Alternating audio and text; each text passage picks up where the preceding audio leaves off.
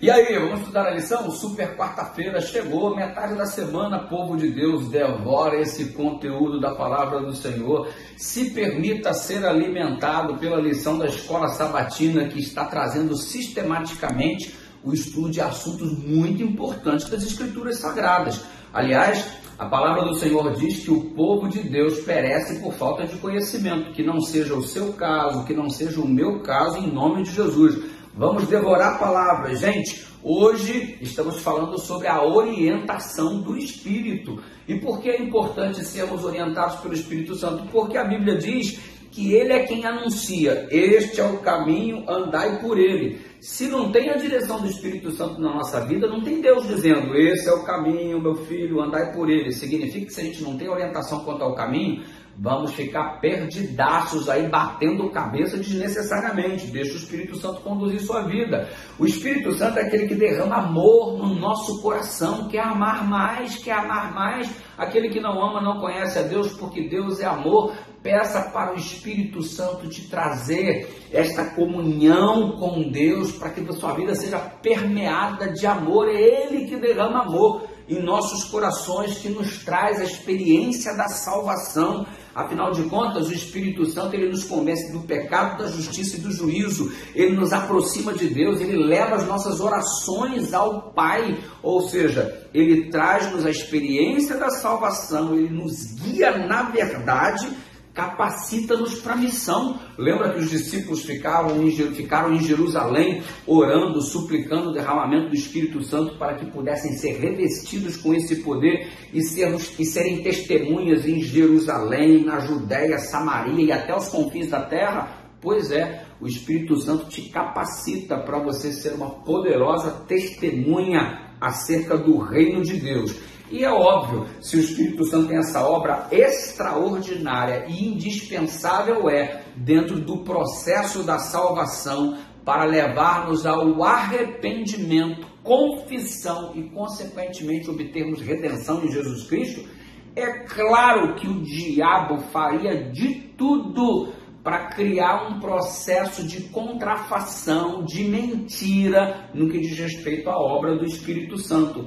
Faria um falso reavivamento, faria uma experiência cristã meramente pautada na emoção, sem vínculo com o estudo da palavra. É aquele pessoal que diz assim, Senhor, em teu nome não fizemos isso, em teu nome não fizemos aquilo. Isso ocorre lá em Mateus capítulo 7, verso 21 a 23. E o Senhor lhes dirá abertamente, apartai-vos de mim, porque eu não vos conheço. Por quê? Eles acataram a doutrina do inferno de achar que a vida cristã é uma experiência com Deus destituída de conformidade com a palavra. Gente, isso é mentira de Satanás, é um falso reavivamento. Não existe experiência com Deus com vida desvinculada da orientação da palavra. Tipo assim, o importante é amar Jesus. Eu amo a Jesus, eu amo a Jesus, e chora e se emociona, eu amo a Jesus, eu amo a Jesus, e a vida continua distante da orientação da palavra. Eu amo a Jesus e rouba,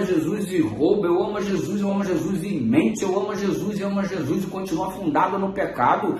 Está errado, isso tem um negócio esquisito nessa pregação, porque o Evangelho é o poder de Deus que transforma a vida. Enfim, que vida é essa de comunhão com Deus que não produz transformação?